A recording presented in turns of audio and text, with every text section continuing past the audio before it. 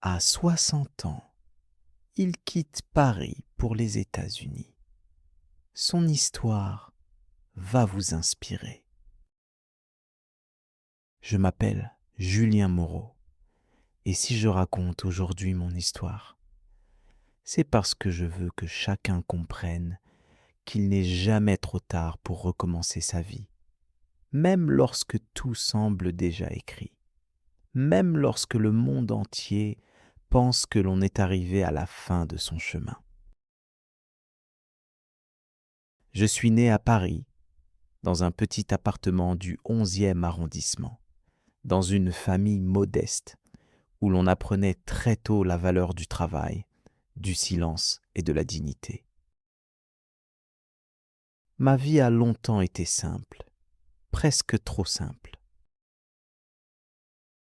J'ai travaillé pendant des années dans une entreprise administrative, derrière un bureau gris, à remplir des dossiers, à répondre à des appels, à répéter les mêmes gestes jour après jour.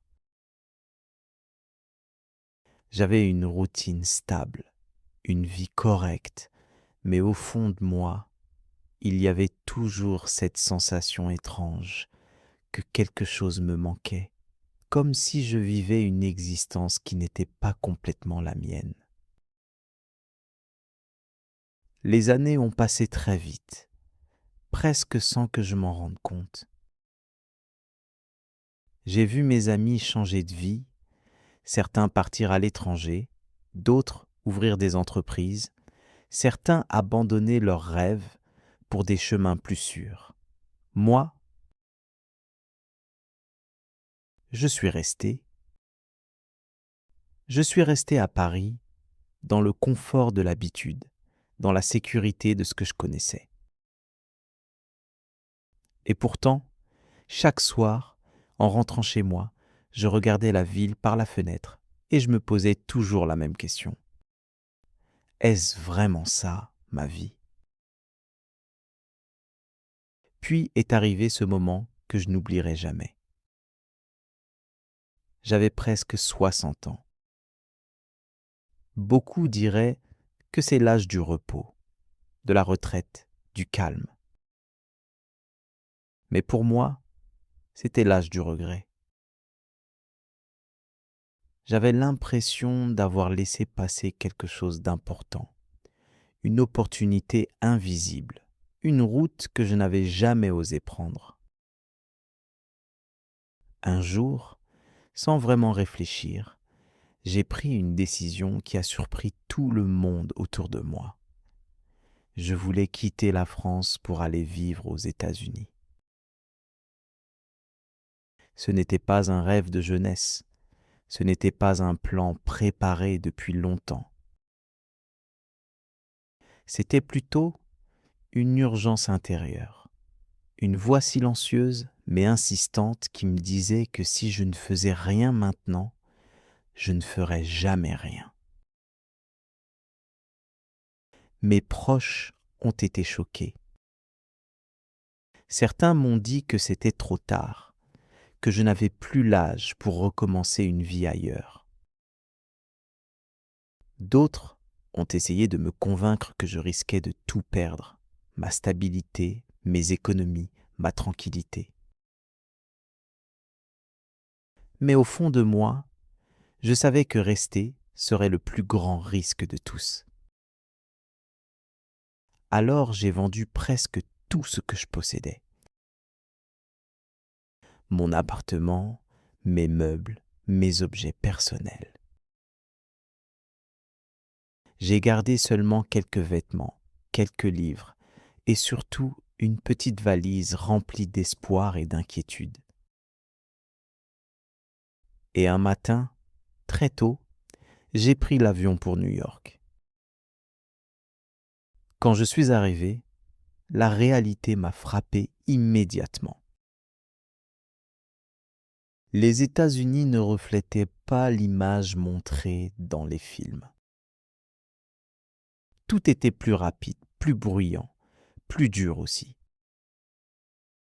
Les rues étaient immenses. Les gens semblaient toujours pressés. Et moi, Je me sentais petit, presque invisible. Je ne connaissais personne, je ne comprenais pas toujours tout ce qu'on me disait, et je devais recommencer à zéro dans un pays où je n'étais personne. Les premiers mois ont été extrêmement difficiles. J'ai cherché du travail partout, mais mon âge était souvent un obstacle. On me regardait avec politesse, puis on me refusait. J'ai accepté des petits emplois, parfois très loin de ce que j'avais imaginé pour ma nouvelle vie. J'ai travaillé dans des cafés, j'ai fait des livraisons, j'ai nettoyé des bureaux tard le soir. Chaque jour était une lutte, non pas contre les autres, mais contre moi-même, contre la fatigue, contre le doute. Il y a eu des moments où j'ai pensé abandonner. Des soirées où je m'asseillais seul dans une petite chambre louée, en me demandant si j'avais commis une erreur irréparable. Je pensais à Paris, à ma vie d'avant, à la simplicité que j'avais laissée derrière moi. Et dans ces moments-là, le silence de la ville américaine était encore plus lourd que le bruit des rues. Mais quelque chose en moi refusait de s'éteindre. Peut-être était-ce la fierté, ou peut-être simplement la peur de revenir sans avoir essayé jusqu'au bout. Alors j'ai continué. Petit à petit, j'ai commencé à apprendre l'anglais sérieusement. Chaque mot nouveau était une victoire. Chaque conversation comprise était une petite lumière dans mon quotidien. J'ai rencontré des personnes très différentes, des immigrés comme moi, des jeunes pleins de rêves, des gens qui avaient tout quitté pour recommencer. Leurs histoires m'ont donné du courage. Un jour, j'ai rencontré un homme dans un centre communautaire. Il m'a parlé d'une petite entreprise locale qui aidait les nouveaux arrivants à s'intégrer, à apprendre des compétences et à trouver des opportunités. J'ai commencé à y participer. Au début, j'étais maladroit, lent, parfois dépassé. Mais j'ai appris, j'ai observé, j'ai écouté et surtout, je n'ai pas abandonné. Avec le temps, j'ai découvert que j'avais un talent que je n'avais jamais vraiment exploité en France. L'organisation et la gestion de projets ambitieux. Peu à peu, on m'a confié des responsabilités, puis des projets plus importants. Et un jour, après plusieurs années de travail constant, on m'a proposé de devenir coordinateur dans cette même organisation. C'était un moment étrange pour moi. Je n'étais plus le Parisien perdu qui arrivait avec une valise et des rêves confus. J'étais devenu quelqu'un d'utile, quelqu'un qui avait trouvé sa place dans un pays qui, au début, ne voulait pas vraiment de moi. Quand je regarde en arrière aujourd'hui, je comprends que mon voyage n'a jamais été seulement un déplacement entre deux pays. C'était un voyage intérieur, une transformation lente et parfois douloureuse. J'ai appris que le succès ne vient pas rapidement, surtout quand on recommence tard dans la vie. J'ai appris que l'échec fait partie du chemin et qu'il n'est pas une fin, mais une étape. Et surtout, j'ai appris que la volonté peut parfois compenser ce que le temps semble avoir pris. je ne suis pas devenu riche, ni célèbre. Mais j'ai trouvé quelque chose de plus précieux.